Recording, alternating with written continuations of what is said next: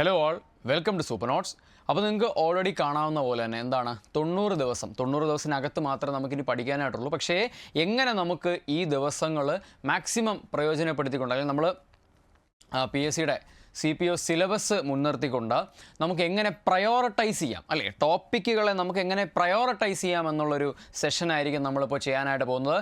അപ്പോൾ CPO, WCPO, IRB എല്ലാത്തിൻ്റെയും പരീക്ഷ ഡേറ്റ് ആയിട്ടുണ്ട്, അല്ലേ. നമ്മൾ ആ പോലീസ് ഫോഴ്സിൻ്റെ പരീക്ഷകൾ തുടങ്ങുന്നത് തന്നെ എപ്പോഴാണ്?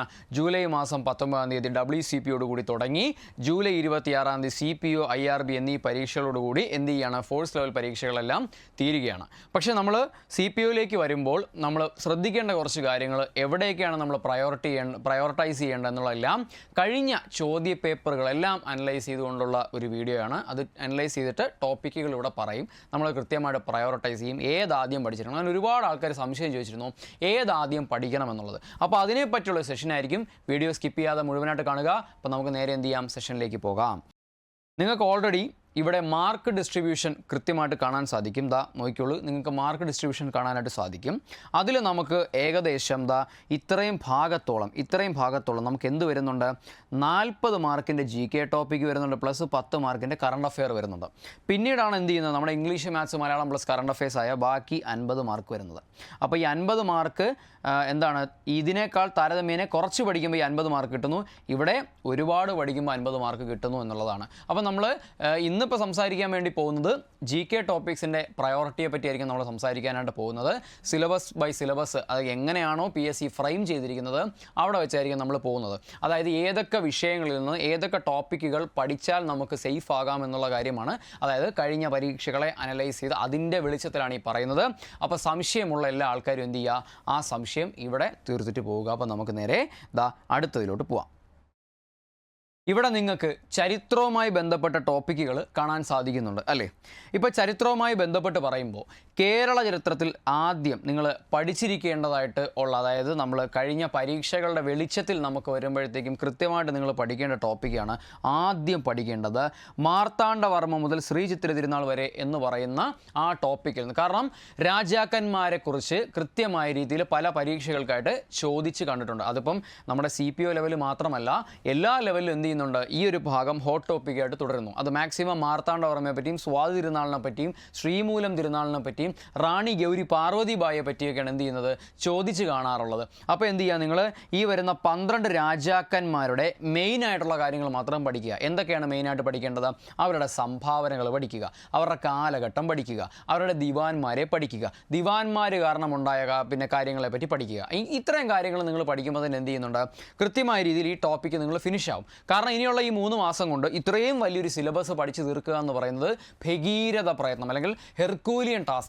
അപ്പോൾ അത്തരത്തിലുള്ള റിസ്ക്കുകൾക്ക് നിൽക്കാതെ എങ്ങനെ ഈ ചുരുങ്ങിയ സമയം കൊണ്ട് ഇമ്പോർട്ടൻ്റ് ആയിട്ട് പ്രയോറിറ്റൈസ് ചെയ്ത് പഠിക്കാമെന്നുള്ളതാണ് നമ്മൾ ഇനി പറയാനായിട്ട് പോകുന്നത്. അല്ലെങ്കിൽ ഈ 90 ദിവസം അല്ലെങ്കിൽ 80 ദിവസം, 90 താഴെ ദിവസങ്ങൾ എങ്ങനെ പ്രയോറിറ്റൈസ്, നമുക്ക് എങ്ങനെ ഹൗ ടു പ്രയോറിറ്റൈസ് എന്നുള്ളതാണ് നമ്മൾ സംസാരിക്കാനായിട്ട് പോകുന്നത്, അല്ലെങ്കിൽ സംസാരിച്ചുകൊണ്ടിരിക്കുന്നത്. അതിലാണ് എന്ത് ചെയ്യുന്നത്? മാർത്താണ്ഡവർമ്മ മുതൽ ശ്രീ ചിത്തിര തിരുനാൾ വരെ എന്നുള്ള പോർഷൻ ഞാൻ ആദ്യം കേരള ചരിത്രത്തിൽ അണ്ടർലൈൻ ചെയ്യാനുള്ള കാര്യം. പിന്നെ പ്രധാനമായിട്ടും കേരളത്തിലെ ദേശീയ പ്രസ്ഥാനങ്ങളിൽ നിന്ന് ടോപ്പിക്കുകൾ വന്നിട്ടുണ്ട്. കേരളത്തിലെ കലാപങ്ങൾ എന്ന് നമുക്ക് അവയെ പറയാനായിട്ട് പറ്റും, അല്ലേ. നമ്മുടെ കൂനൻ കുരിശ് പ്രതിജ്ഞ മുതൽ ഇങ്ങോട്ട് അറ്റം താഴോട്ട് വരെ എന്ത് ചെയ്യുന്നുണ്ട്? ഈ ടോപ്പിക്കുകൾ, കൂനൻ കുരിശ്, ഉദയം പേരൂർ, സുന്നഹദോസ് പോലുള്ളതെല്ലാം എന്ത് ചെയ്യുന്നുണ്ട്? താഴേക്ക് ടോപ്പിക്കുകൾ വരുന്നുണ്ട്. എന്നാൽ നിങ്ങൾ ഈ പറഞ്ഞ ഉദയം പേരൂർ, സുന്നഹദോസൊക്കെ പഠിക്കണമെന്നല്ല ഈ പറഞ്ഞു വരുന്നത്. കുറിച്യ കലാപത്തിനെ പറ്റി ചോദിക്കുന്നുണ്ട്, മലബാർ കലാപത്തിനെ പറ്റി ചോദിക്കുന്നുണ്ട്, മൊറാഴ സമരത്തിനെ പറ്റി ചോദിക്കുന്നുണ്ട്, കയ്യൂർ, കരിവള്ളൂർ ചോദിക്കുന്നുണ്ട്. അങ്ങനെ എന്ത് ചെയ്യുന്നുണ്ട്? ഇതുപോലുള്ള സംഭവങ്ങൾ. പിന്നെ പുന്നപ്ര വയലാർ 46 ചോദിക്കുന്നുണ്ട്. ആർക്കെതിരെയായിരുന്നു ചോദിക്കുന്നുണ്ട്. മുദ്രാവാക്യം ചോദിച്ചിട്ടുണ്ട്, അല്ലേ. അല്ലെങ്കിൽ ഈ മുദ്രാവാക്യം ഏത് ഇതവിടെ, അല്ലെങ്കിൽ അമേരിക്കൻ മോഡൽ അറബിക്കടലിൽ എന്ന മുദ്രാവാക്യം ഏത് വിപ്ലവവുമായി ബന്ധപ്പെട്ടിരിക്കുന്നു എന്ന് ചോദിച്ചിട്ടുണ്ട്, അല്ലേ. അപ്പോൾ നമുക്കറിയാം പുന്നപ്ര വയലാർ സമരം 1946, അതിൽ പിന്നെ നമ്മുടെ അച്യുതാനന്ദൻ പങ്കെടുത്തതിനെ പറ്റി കേരള മുഖ്യമന്ത്രിയായിരുന്ന വ്യക്തിയാരെന്ന് ചോദിച്ചിട്ടുണ്ട്, അല്ലേ. അപ്പോൾ ഇതൊക്കെ എന്ത് ചെയ്യുക? ഒന്ന് നോട്ടീസ് ചെയ്ത് പഠിക്കുക. കുറിച്യ കലാപം, പഴശ്ശി കലാപം നല്ല രീതിയിൽ ചോദ്യങ്ങൾ വരുന്ന ടോപ്പിക്കാണ്.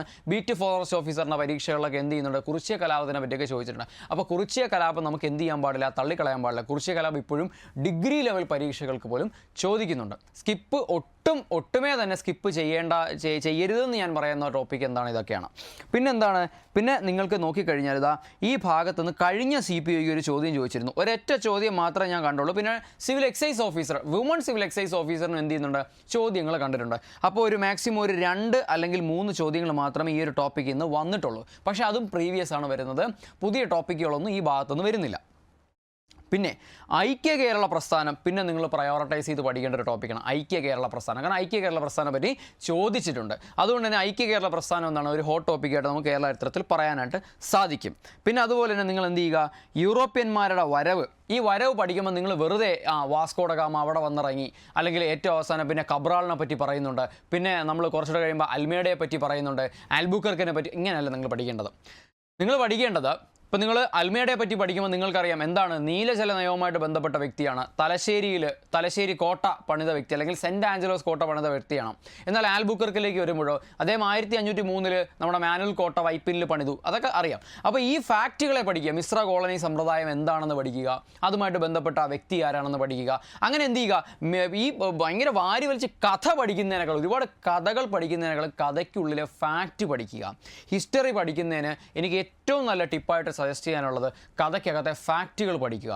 എന്തൊക്കെ ഫാക്റ്റ് കൊണ്ടാണ് ഇതിനെയൊക്കെ കണക്ട് ചെയ്തിരിക്കുന്നത് എന്നുള്ള പഠിക്കുക. അതൊക്കെ പഠിക്കുമ്പോൾ തന്നെ എന്താണ്, ഈ ടോപ്പിക്കുകൾ നിങ്ങൾക്ക് വളരെ വേഗത്തിൽ തീരുന്നതായിരിക്കും. ഓക്കെ. പിന്നെ 1956 ശേഷമുള്ള കേരളത്തിലെ സാമൂഹിക രാഷ്ട്രീയ ചരിത്രം അധികം ചോദിച്ച് കണ്ടിട്ടില്ല. അതുകൊണ്ട് ഞാൻ ഹോട്ട് ടോപ്പിക്കായിട്ട് പറയുന്നില്ല. പക്ഷേ ഇതെല്ലാം കൂടെ നിങ്ങൾ തീർക്കാൻ നിന്ന് കഴിഞ്ഞാൽ വളരെ നീണ്ടുപോകും. പക്ഷേ എന്നാലും സാമൂഹിക മത നവോത്ഥാന പ്രസ്ഥാനങ്ങൾ വളരെ നന്നായിട്ട് പഠിക്കേണ്ട ടോപ്പിക്കാണ്. അപ്പോൾ എന്ത് ചെയ്യുക, ഇത്രയും ടോപ്പിക്കുകളിൽ മാക്സിമം ഫാക്റ്റുകൾ പഠിക്കുക. കഥ പഠിക്കാൻ നിൽക്കുമ്പോഴാണ് ചരിത്രം നമുക്ക് ഭയങ്കര വാസ്റ്റായിട്ട് തോന്നുന്നത്. പക്ഷേ നിങ്ങൾ ഫാക്റ്റ് പഠിക്കുക, ഫാക്ച്വലായിട്ടുള്ള കാര്യങ്ങൾ പഠിക്കുക.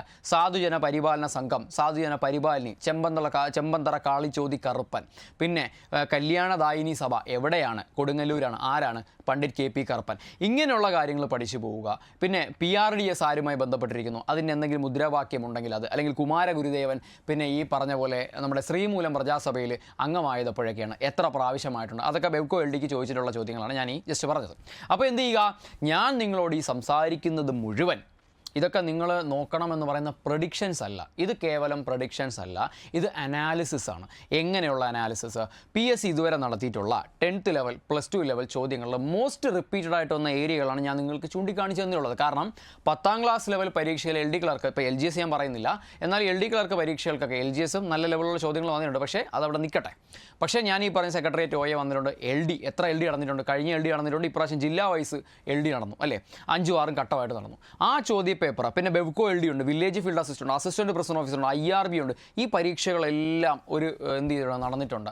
അങ്ങനെ ഒരുപാട് രീതിയിൽ നമുക്ക് എന്ത് ചെയ്യും, ഈ ടോപ്പിക്കുകൾ ഐഡൻറ്റിഫൈ ചെയ്തിട്ടാണ്, അല്ലെങ്കിൽ ഇത്തരം ടോപ്പിക്കുകൾ വളരെ ശ്രമകരമായൊരു കാര്യമാണ് പ്രയോറിറ്റി കണ്ടുപിടിക്കുക. പക്ഷേ നിങ്ങൾക്കിനി പ്രയോറിറ്റി കണ്ടുപിടിച്ചിരിക്കാനുള്ള സമയമല്ല. അതുകൊണ്ടാണ് എന്ത് ചെയ്യുന്നത്, ഈ രീതിയിൽ ക്രാക്ക് ചെയ്ത് നിങ്ങളുടെ മുമ്പിൽ തരുന്നത്. അപ്പോൾ നിങ്ങൾ വ്യക്തമായിട്ട് വീഡിയോ കണ്ടതിന് ശേഷം പ്രീവിയസ് ഇയർ ക്വസ്റ്റ്യൻ പേപ്പറിൻ്റെ സഹായത്തോടു കൂടി തന്നെ എന്ത് ചെയ്യുക, പഠിക്കാനായിട്ട് ശ്രമിക്കുക. പ്രീവിയസ് ഇയർ ക്വസ്റ്റ്യൻ പേപ്പർ എന്ന് പറഞ്ഞാൽ ഞാൻ എപ്പോഴും പറയാറുള്ള കാര്യമാണ്, നമ്മളെ PSC പഠിക്കുന്ന ആൾക്കാരുടെ മദർ ഡോക്യുമെൻ്റ് എന്ന് പറയുന്നത് മറ്റൊന്നുമല്ല, PSCയുടെ പ്രീവിയസ് ഇയർ ക്വസ്റ്റ്യൻസ് ആണ്. അതും പ്രീവിയസ് ഇയർ ക്വസ്റ്റ്യൻസ് അല്ല റിപ്പീറ്റ് ചെയ്യുന്നത്, പ്രീവിയസ് ഇയർ ടോപ്പിക്സ് ആണ് റിപ്പീറ്റ് ചെയ്യുന്നത്. അത് നിങ്ങൾക്ക് അറിയാൻ സാധിക്കും. കാരണം ഇത്രയും ചോദ്യങ്ങൾ ഒരു ടോപ്പിക്കിലുണ്ട്. ഇതെല്ലാം കറങ്ങി വരുമ്പോൾ തന്നെ സമയമെടുക്കും. അതവിടെ നിൽക്കട്ടെ. ഇന്ത്യ ചരിത്രവുമായിട്ട് ബന്ധപ്പെട്ട് നിങ്ങൾ ഉറപ്പായും നിങ്ങൾ മസ്റ്റായിട്ട് പഠിച്ചിരിക്കേണ്ട കാര്യമാണ് 1ാം സ്വാതന്ത്ര്യ സമരവുമായിട്ട് ബന്ധപ്പെട്ട കാര്യങ്ങൾ. എന്തൊക്കെയാണ് അതുമായിട്ട് ബന്ധപ്പെട്ട കാര്യങ്ങൾ? സ്ഥലവും കലാപ നേതാക്കളും മാത്രമല്ല, ബ്രിട്ടീഷ് ഉദ്യോഗസ്ഥരെ പറ്റി പഠിക്കണം. ഝാൻസി റാണിക്ക് സ്ട്രെസ്സ് കൊടുത്ത് പഠിക്കണം. പിന്നെ ഈ സമയത്ത് എഴുതപ്പെട്ട പുസ്തകങ്ങളെ പറ്റി പഠിക്കണം. തോമസ് ബാർക്കറിൻ്റെ അല്ലേ പെയിൻറ്റിങ്ങിനെ പറ്റി പഠിക്കണം. അങ്ങനെ കുറച്ച് കാര്യങ്ങൾ നിങ്ങളിവിടെ പഠിക്കുമ്പോൾ മാത്രമേ എന്ത് ചെയ്യുന്നുള്ളൂ, ഈ മേഖലയിലെ പഠനം അല്ലെങ്കിൽ ഈ ടോപ്പിക്കിൻ്റെ പഠനം പൂർത്തിയാകുന്നുള്ളൂ. അവിടെ നിങ്ങൾ എന്താണ് കുറേ പിന്നെ കഥ പഠിച്ചു വെച്ച് കഴിഞ്ഞാൽ ഇത് നീങ്ങാനായിട്ട് പോകുന്നില്ല. ചപ്പാത്തി വിപ്ലവം എന്നറിയപ്പെടുന്ന വിപ്ലവം ഏതാണ്? സിമ്പിൾ, അവിടെ ഒരു ടോപ്പിക്കായി. അല്ലെങ്കിൽ പിന്നെ 1ാം സ്വാതന്ത്ര്യ സമരത്തെ തുടർന്ന് പിന്നെ സ്ഥാനഭ്രഷ്ടനായ രാജാവ് അല്ലെങ്കിൽ മുഗൾ രാജാവ് ആരാണ്? അവസാനത്തെ മുഗൾ രാജാവ് അത് ബഹദൂർ ഷാ രണ്ടാമനാണ്. അദ്ദേഹത്തിൻ്റെ ജനറൽ ആരായിരുന്നു? ബക്ത് ഖാൻ. ഇതൊക്കെ ഒന്ന് പഠിച്ച് പോവുക. കാരണം ഇത് ജനറേറ്റ് ചെയ്താണ് എന്ത് ചെയ്യുന്നത്? സ്റ്റേറ്റ്മെൻറ്റ്സ് ആയിട്ട് നിങ്ങളുടെ പരീക്ഷയിൽ വരുന്നതെന്ന് പറയുമ്പോൾ. അപ്പോൾ അത് പഠിക്കാനായിട്ട് ശ്രദ്ധിക്കുക. ഞാൻ പറഞ്ഞ് ഇത്രയും നിങ്ങൾക്ക് ഓക്കെ ആണെന്ന് ഞാൻ വിശ്വസിക്കുന്നു. പിന്നെ ഇന്ത്യൻ നാഷണൽ കോൺഗ്രസുമായിട്ട് ബന്ധപ്പെട്ട കാര്യങ്ങൾ പഠിക്കുക. പ്രത്യേകിച്ച് കാദംബരി ഗാംഗുലിയെ പറ്റി പഠിക്കാം. പിന്നെ നമ്മുടെ വനിതാ പ്രസിഡന്റുമാരെ പറ്റി പഠിക്കാം അല്ലേ? ആനി ബെസൻ്റ് ആയിരുന്നു ആദ്യത്തേത്. അങ്ങനെയുള്ള കാര്യങ്ങൾ എന്ത് ചെയ്യുക? പഠിച്ച് അവസാനം ഇപ്പോൾ സോണിയാഗാന്ധി ഇവരെ വരെയുള്ള കാര്യങ്ങൾ എന്ത് ചെയ്യുക? നന്നായിട്ട് പഠിക്കുക. ഓക്കെ. പിന്നെ സ്വദേശി പ്രസ്ഥാനമായിട്ട് ബന്ധപ്പെട്ട് സിവിൽ എക്സൈസ് ഓഫീസറിൻ്റെ പരീക്ഷകൾക്കൊക്കെ ചോദ്യം കണ്ടിട്ടുണ്ട്, LDK കണ്ടിട്ടുണ്ട്. അപ്പോൾ അത് പഠിക്കുക. പിന്നെ സാമൂഹ്യ പരിഷ്കരണ പ്രസ്ഥാനങ്ങൾ അല്ലേ, ഇതും നിങ്ങൾ എന്ത് ചെയ്യുക? പഠിച്ചു വയ്ക്കുക. കാരണം ഒരുപാട് ആൾക്കാർ ജ്യോതിറാവ് ഫുലെ പോലുള്ള ആൾക്കാരൊക്കെ ചോദിക്കുന്നുണ്ട്. പിന്നെ ദയാനന്ദ സരസ്വതിയെ പറ്റി അല്ലെ, ഗോരക്ഷിണി സഭയുമായിട്ട് ബന്ധപ്പെട്ട ആരെന്നൊക്കെ ചോദിച്ചിട്ടുണ്ട്. അപ്പോൾ അതൊക്കെ എന്ത് ചെയ്യുക? കൃത്യമായിട്ടൊന്ന് പഠിക്കുക. പിന്നെ വർത്തമാന പത്രങ്ങളെ പറ്റി അധികം അങ്ങനെ കണ്ടിട്ടില്ല, എന്നാലും ജെയിംസ് അഗസ്റ്റ് സിക്കിയെ പറ്റി ഒന്ന് നോക്കിയിട്ട് പോവുക. ഇന്ത്യൻ പത്രത്തിൻ്റെ പിതാവ് എന്നറിയപ്പെടുന്ന ആരാണ്? അദ്ദേഹമാണ്. അപ്പോൾ അതൊക്കെ ഒന്ന് പഠിക്കുക. പിന്നെ ചലപതി റാവു, അത് മാറിപ്പോരുത്, പത്രപ്രവർത്തനത്തിൻ്റെ പിതാവാണ്, മാറിപ്പോരുത്. പിന്നെ എന്ത് ചെയ്യുക? പിന്നെ ഈ ശാസ്ത്ര സാങ്കേതിക മേഖല അങ്ങനെ ചോദിച്ച് കണ്ടിട്ടില്ല. പിന്നെ സ്റ്റേറ്റ് റീഓർഗനൈസേഷൻ പലപ്പോഴും ചോദിച്ചിട്ടുണ്ട്. എന്താണ് JVP കമ്മിറ്റി എന്ന് ചോദിച്ചിട്ടുണ്ട്. JVP കമ്മിറ്റിയുടെ വർഷം ചോദിച്ചിട്ടുണ്ട് അല്ലേ. പിന്നെ അതുമായിട്ട് ബന്ധപ്പെട്ട് എന്താണ്? പിന്നെ നമ്മുടെ എന്താണ് ഫസൽ അലി കമ്മീഷൻ ചോദിച്ചിട്ടുണ്ട്. ഫസൽ അലി കമ്മീഷൻ റിപ്പോർട്ട് എന്താണെന്ന് ചോദിച്ചിട്ടുണ്ട്. പോറ്റി ശ്രീരാമുലുവിനെ പറ്റി ചോദിച്ചിട്ടുണ്ട്. ആന്ധ്ര സംസ്ഥാനത്തിനെ പറ്റി ചോദിച്ചിട്ടുണ്ട്. 1956 നവംബർ മാസം 1-ാം തീയതി എത്ര പിന്നെ സംസ്ഥാനങ്ങളും കേന്ദ്രഭരണ പ്രദേശങ്ങളും വന്നു ചോദിച്ചിട്ടുണ്ട് അല്ലേ. അപ്പോൾ അതെല്ലാം ഒന്ന് വ്യക്തമായിട്ട് പഠിച്ചിട്ട് പോകുന്നത് നല്ലതായിരിക്കും. പിന്നെ അടക്കുന്നു ഒരു ചോദ്യം മസ്റ്റായിട്ട് ഈ ഒരു ലോക ചരിത്രത്തിൽ നിന്ന് വരുന്ന ഒരു ചോദ്യം മസ്റ്റായിട്ട് എവിടെയായിരിക്കും? അത് വിപ്ലവങ്ങളുടെ ഭാഗത്തു നിന്നായിരിക്കും. ഈ വിപ്ലവങ്ങളെല്ലാം നിങ്ങൾ പഠിച്ചേ മതിയാകൂ. നല്ല രീതിയിൽ ഒന്ന് വായിച്ചിട്ട് പോവുക. ഈ വിപ്ലവങ്ങളെല്ലാം അതും എന്താണ്? നിങ്ങൾ ചവറ് പഠിക്കരുത്. നിങ്ങൾ കൃത്യമായിട്ട് ഇംഗ്ലണ്ടിലെ മഹത്തായ വിപ്ലവം പഠിക്കുമ്പോൾ പ്രൈഡ് സ്പർജിനെ പറ്റി പഠിക്കുക, ഗ്രീൻ റിബൺ ക്ലബിനെ പറ്റി പഠിക്കുക. ഇങ്ങനെയുള്ള കാര്യങ്ങളൊക്കെ എന്ത് ചെയ്യുക? കൃത്യമായിട്ടൊന്ന് പഠിച്ചിട്ട് പോവുക. പിന്നെ നമ്മുടെ William of Orange and the Mary സെക്കൻഡിനെ പറ്റി പഠിക്കുക. അവരൊക്കെ ആരായിരുന്നു എന്ന് പഠിക്കുക. പിന്നെ ബിൽ ഓഫ് റൈറ്റ്സും പെറ്റീഷൻ ഓഫ് റൈറ്റ്സും മാറ്റി വെച്ച് പഠിക്കുക. ചാൾസിനെ പറ്റി ചാൾസ് ഒന്നാമനെ പറ്റി പഠിക്കുക. ചാൾസ് രണ്ടാമനെ പറ്റി പഠിക്കുക. പിന്നെ രാഷ്ട്രീയ അഭയം തേടിപ്പോയ രാജാവ് ആരാണെന്ന് പഠിക്കുക. ഇതൊക്കെ എന്ത് ചെയ്യുക? ഇതൊക്കെ ഇങ്ങനെ ഒന്ന് പഠിച്ചു വയ്ക്കുക. പിന്നെ ഞാനൊരു കാര്യം പറഞ്ഞുതരാം. നിങ്ങൾ ഹിസ്റ്ററി പഠിക്കുമ്പോൾ ഞാൻ ഫോളോ ചെയ്ത് എനിക്ക് വളരെയധികം റിസൾട്ട് ഉണ്ടായ ഒരു രീതി ഞാൻ പറഞ്ഞുതരാം. ഞാൻ വർഷങ്ങൾ വെച്ച് കണക്ട് ചെയ്ത് പഠിക്കുമായിരുന്നു. ഉദാഹരണം പറയുകയാണെങ്കിൽ 1628 എന്ന് പറയുന്ന വർഷം. ഓക്കെ, അവിടെയാണ് എന്ത് ചെയ്യുന്നത്? പെറ്റീഷൻ ഓഫ് റൈറ്റ്സ് ഒപ്പിടുന്നത് ചാൾസ് ഒന്നാമൻ. 1629 എന്ത് ചെയ്യുന്നു? പാർലമെൻറ്റ് വിളിച്ചു ചേർക്കുന്നു അല്ലേ. പിന്നുള്ള 11 വർഷക്കാലം പാർലമെൻറ്റ് പിന്നുള്ള എന്ത് ചെയ്യുന്നു? പാർലമെൻറ്റ് പിരിച്ചുവിട്ടിട്ട് 11 വർഷക്കാലം 1640 വരെ എന്ത് ചെയ്യുന്നു? ചാൾസ് ഒന്നാമൻ സ്വേച്ഛാധിപതിയായിട്ട് ഭരിക്കുന്നു. 1640 മുതൽ 1660 കാര്യങ്ങൾ ലോങ് പാർലമെൻറ്റ് എന്നീ കാലഘട്ടം അറിയപ്പെടുന്നു. ഇതിനിടയ്ക്ക് ഒലിവർ ക്രോംവെൽ വരുന്നു അല്ലേ. പിന്നെ അതിനിടയ്ക്ക് തന്നെ 1649 എന്ന് പറയുന്ന വർഷം എന്ത് ചെയ്യുന്നു? ചാൾസ് ഒന്നാമനെ വധശിക്ഷയ്ക്ക് വിധേയനാക്കുന്നു. ഇതെങ്ങനെയാണ് എനിക്ക് ഓർത്തിരിക്കാൻ സാധിച്ചത്? നിങ്ങളൊന്ന് ചിന്തിച്ച് നോക്കിയേ. ഇതെങ്ങനെ ഞാൻ ഓർത്തിരുന്നു? ഇത്രയും ഫാക്റ്റുകൾ എങ്ങനെ ഓർത്തിരുന്നു? ഒറ്റ കാര്യമുള്ളൂ, ഇത് വർഷം വെച്ച് പഠിച്ചു. അപ്പോൾ വർഷം ഒരു ടൈം ലൈൻ നിങ്ങൾ എഴുതുന്നു. ഞാൻ ചോദിക്കട്ടെ, നിങ്ങൾ ജനിച്ചു, ഇപ്പോൾ സേറ്റ് ഫോർ എക്സാമ്പിൾ നിങ്ങൾ 1997 ജനിച്ച ഒരു 7 ജനിച്ചൊരു വ്യക്തിയാണെന്ന് വിചാരിക്കുക. ഓക്കെ, നിങ്ങൾ സ്കൂളിൽ പോയ വർഷം നിങ്ങൾ ഓർക്കുന്നുണ്ടാവും. പിന്നെ 10ാം ക്ലാസ് പാസ്സായ വർഷം നിങ്ങൾ ഓർക്കുന്നുണ്ടാവും. ഇതെല്ലാം നിങ്ങൾ പറയുമ്പോൾ ഒരു ക്രൊണോളജിക്കൽ ഓർഡറല്ലേ നിങ്ങൾ പറയാനായിട്ട് ശ്രമിക്കുക. അത് തന്നെയാണ് ഹിസ്റ്ററി പഠിക്കുമ്പോഴും വേണ്ടത്. കൃത്യമായിട്ട് പറയാം, അത് തന്നെയാണ് ഹിസ്റ്ററി പഠിക്കുമ്പോൾ വേണ്ടത്. ആ ഒരു ക്രൊണോളജിക്കൽ ഓർഡർ നിങ്ങൾ തെറ്റിക്കാൻ പാടില്ല. കൃത്യമായിട്ട് 1629-28 എന്ത് നടന്നു, 29 എന്ത് നടന്നു, ഇങ്ങനെ പഠിക്കുമ്പോൾ നിങ്ങളൊരൊറ്റ വളരെ ചുരുങ്ങിയ സമയം കൊണ്ട് എന്ത് ചെയ്യും? ഈ പറഞ്ഞ ടോപ്പിക്കുകൾ നിങ്ങൾ പഠിച്ചു തീർക്കും. ഹിസ്റ്ററി നിങ്ങൾ ഡീൽ ചെയ്യേണ്ടത് അങ്ങനെയാണ്, വർഷങ്ങളെ വെച്ച് ഡീൽ ചെയ്യണം. അപ്പോൾ ആ വർഷങ്ങളും സംഭവവും കൂടെ, നിങ്ങൾ ജനിച്ച വർഷം നിങ്ങൾക്ക് എല്ലാവർക്കും അറിയായിരിക്കും, ജനിച്ച മാസവും ജനിച്ച തീയതിയും നിങ്ങൾക്ക് അറിയായിരിക്കും. നിങ്ങൾ സ്കൂളിൽ ആദ്യമായിട്ട് പോയ തീയതി ഒക്കെ പോട്ടെ, വർഷം 1ാം ക്ലാസ്സിൽ ചേർന്ന വർഷം നിങ്ങൾക്ക് അറിയായിരിക്കും. 10ാം ക്ലാസ് നിങ്ങൾ പാസ്സായ വർഷം നിങ്ങൾക്ക് അറിയായിരിക്കും. +2 പാസ്സായ വർഷം അറിയായിരിക്കും. ഡിഗ്രി പാസ്സായ വർഷം അറിയായിരിക്കും. ഇതെല്ലാം നിങ്ങൾക്കറിയാം. നിങ്ങൾ കല്യാണം കഴിച്ചിട്ടുണ്ടെങ്കിൽ നിങ്ങളുടെ വെഡ്ഡിങ് ഡേറ്റ് നിങ്ങൾക്ക് ഓർമ്മയുണ്ടായിരിക്കും. ഇതേപോലെയുള്ളൂ. ഇതെല്ലാം നിങ്ങൾ പുറകോട്ട് ചിന്തിച്ച കഥകളാണ് അല്ലേ. അതുപോലെയാണ് ഹിസ്റ്ററിയെ സമീപിക്കേണ്ടത്. അത്ര എനിക്ക് പറയാനുള്ളൂ. ശരി, ഇനി നമ്മൾ ഭൂമിശാസ്ത്രത്തിൻ്റെ ഭാഗത്തിലേക്ക് വരുമ്പോൾ അത്യാവശ്യം വാസ്റ്റ് ആയിട്ടുള്ള ടോപ്പിക്കാണ്. 5 മാർക്കാണ് ഈ ടോപ്പിക്ക് നമുക്ക് വരുന്നത്. ഇവിടെ എനിക്ക് നിങ്ങളോട് പറയാനുള്ള കാര്യം എന്ന് വെച്ചാൽ വളരെ ശ്രദ്ധിച്ച് ഈ മേഖല കൈകാര്യം ചെയ്യണം. കാരണം PYQവിൻ്റെ ഒരു നിറ സാന്നിധ്യം നിങ്ങൾക്ക് ഇവിടെ കാണാനായിട്ട് സാധിക്കും. പ്രീവിയസ് ഇയർ ക്വസ്റ്റ്യൻസ് എങ്ങനത്തെ ക്വസ്റ്റ്യൻ ഫോഴ്സ് ലെവലിൽ വരുമ്പോൾ 2022 ഞാൻ എന്തുകൊണ്ട് 2021 മെൻഷൻ ചെയ്യില്ല എന്ന് വെച്ചാൽ 2021 പ്രിലിംസ് മാത്രമേ ഫോഴ്സ് ലെവൽ ഉണ്ടായിരുന്നുള്ളൂ. 2022 തൊട്ട് 24 വരെ ഫോഴ്സ് ലെവലിൻ്റെ മെയിൻ പരീക്ഷകൾ നടന്നിട്ടുണ്ട്. ഈ ഒരു ക്ലാസിഫിക്കേഷൻ നിങ്ങൾ അറിഞ്ഞിരിക്കണം. നിങ്ങളുടെ സിലബസ് നിങ്ങൾ അറിഞ്ഞിരിക്കണം. PSC ഉദ്യോഗാർത്ഥി, ഒരു ശരാശരി PSC ഉദ്യോഗാർത്ഥി പഠിക്കാനായിട്ട് പോകുമ്പോൾ അവൻ ആദ്യം മനസ്സിലാക്കിയിരിക്കേണ്ട കാര്യം എന്താണ്? അവൻ എഴുതാൻ പോകുന്ന സിലബസ് അവൻ അറിയണം. എത്ര മാർക്കിൻ്റെ ഡിസ്ട്രിബ്യൂഷൻസ് ആണ് ഇതിലൊക്കെ വന്നിട്ടുള്ളതെന്ന് അവൻ അറിയണം. ഹിസ്റ്ററി എത്ര മാർക്ക്, ജോഗ്രഫി എത്ര മാർക്ക്, ഏത് ഉറക്കത്തിൽ വിളിച്ചു ചോദിച്ചാൽ അവൻ അത് പറയണം.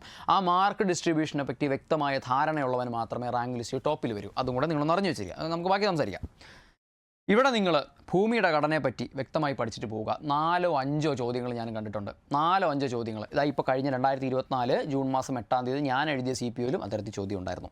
അന്തരീക്ഷത്തിനെ പറ്റി ചോദിച്ചിട്ടുണ്ട്, പാറകളെ പറ്റി ചോദിച്ചിട്ടുണ്ട്. ഇത് 3. പിന്നെ ഇതാ അന്തരീക്ഷ മർദ്ദവും കാറ്റും കൃത്യമായിട്ട് ചോദിച്ചിട്ടുണ്ട്. പിന്നെ പ്രധാനമായിട്ട് ഇതാ ഇവിടെ വിദൂര സംവേദനവുമായിട്ട് ബന്ധപ്പെട്ട അടയാളങ്ങൾ ചോദിച്ചിട്ടുണ്ട്. അടയാളങ്ങൾ ഇന്ന ഏതാണ്, അല്ലെങ്കിൽ നമ്മളെ തരിശു ഭൂമിയുടെ നിറം എന്താണ്, ഇങ്ങനെയുള്ള കാര്യങ്ങളൊക്കെ ചോദിച്ചിട്ടുണ്ട്. പിന്നെ എന്താണ് ഇവിടെ നിങ്ങൾ പ്രയോറിറ്റി ചെയ്യേണ്ട കാര്യങ്ങളാണ്. ബാക്കി നിങ്ങളിത് പ്രീവിയസ് ഇയർ ക്വസ്റ്റ്യൻ വെച്ച് പിക്ക് ചെയ്തോണം. പക്ഷേ നിങ്ങൾ എടുത്തു പഠിക്കേണ്ട ടോപ്പിക്കുകളെ പറ്റിയാണ് പ്രയോറിറ്റി ചെക്ക് എന്ന് പറയുന്ന ഈ സെഷനിലൂടെ ഞാൻ നിങ്ങൾക്ക് പറഞ്ഞു തരാനായിട്ട് ശ്രമിക്കുന്നത്. ഓക്കെ, അതുപോലെ തന്നെ മഹാസമുദ്രങ്ങളുമായിട്ട് ബന്ധപ്പെട്ട് ട്രെഞ്ചസ് വളരെ കുറച്ചേ ചോദിച്ചിട്ടുള്ളൂ. പക്ഷേ ഓഷ്യൻ കറൻസിനെ പറ്റി ചോദിച്ചിട്ടുണ്ട് അല്ലേ? ഓഷ്യൻ കറൻസിനെ പറ്റി ചോദിച്ചിട്ടുണ്ട്. അപ്പോൾ ഓഷ്യൻ കറൻസ് എന്ത് ചെയ്യുക, വ്യക്തമായിട്ടൊന്ന് പഠിച്ചിട്ട് പോവുക. പിന്നെ ലോകരാഷ്ട്രം ഇത് ചോദിച്ചില്ലല്ലോ, അങ്ങനെ ചോദിച്ചിട്ടുണ്ട്. ലോകരാഷ്ട്രങ്ങൾ അവരുടെ സവിശേഷതകൾ അങ്ങനെ ചോദിച്ച് കണ്ടിട്ടില്ല. പിന്നെ ഭൂഖണ്ഡങ്ങളെ പറ്റി അങ്ങനെ ചോദിച്ച് കണ്ടിട്ടില്ല. പക്ഷേ നിങ്ങൾ വേൾഡ് ജോഗ്രഫി നിങ്ങൾ വിചാരിക്കുക അയ്യോ ഇതൊക്കെ എങ്ങനെ പഠിച്ചു തീർക്കും? നിങ്ങൾ പഠിക്കേണ്ടത് മാത്രം പഠിക്കൂ, ബാക്കി പ്രീവിയസ് ക്വസ്റ്റ്യൻ വായിച്ചിട്ട് പോകും. ഇതൊന്നും ചെയ്യാതെ പോകുമ്പോൾ എങ്ങനെ ശരിയാവും? അത് നോക്കുക. പിന്നെ ഇതാ നോക്കിക്കോ ഇന്ത്യൻ ജോഗ്രഫിയിലേക്ക് വരുമ്പോൾ പ്രധാനമായിട്ട് നിങ്ങൾ എന്ത് പഠിക്കണം? ഉത്തരപർവ്വത മേഖല പഠിച്ചിരിക്കണം, ഉറപ്പായിട്ടും പഠിച്ചിരിക്കണം. നദികൾ നിങ്ങൾ പഠിച്ചിരിക്കണം. കാരണം നദികളുമായിട്ട് ബന്ധപ്പെട്ട് സ്റ്റേറ്റ്മെൻറ്റ് ലെവൽ ചോദ്യങ്ങൾ നിങ്ങൾക്ക് പ്രതീക്ഷിക്കാം. പ്രത്യേകിച്ച് ഗംഗ, ബ്രഹ്മപുത്ര, സിന്ധു. പിന്നെ അതുപോലെ സിന്ധുവൊക്കെ മിക്കവാറും ചോദിക്കാൻ ചാൻസ് ഉണ്ട്, പ്രശ്നങ്ങളൊക്കെ ആയിട്ട് കിടക്കുകയാണ്. അപ്പോൾ സിന്ധു നമുക്ക് ചോദിക്കാം. പിന്നെ അതുപോലെ തന്നെ എന്താണ് എന്തെങ്കിലും നദീജല കരാറുകൾ പുതുക്കിയതായിട്ടുണ്ടെങ്കിൽ ഇതിൻ്റെ കൂട്ടത്തിൽ പ്ലസ് കറണ്ട് അഫെയറും കൂടെ പഠിച്ചു വയ്ക്കുമോ? ജോഗ്രഫിയുടെ എന്തെങ്കിലും കറണ്ട് അഫെയർസ് കൂടെ കിട്ടുമെങ്കിൽ, അതായത് നിങ്ങൾക്ക് തന്നെ വായിച്ചാൽ മനസ്സിലാവും വല്ല നദീജല കരാറുകൾ പുതുക്കുന്നതോ അങ്ങനെ എന്തെങ്കിലും ഉണ്ടെങ്കിൽ ആ കറണ്ട് അഫെയർ ജസ്റ്റ് ഒന്ന് വായിച്ചു വയ്ക്കുക. 1 മാർക്ക് ചുമ്മാ കിട്ടും.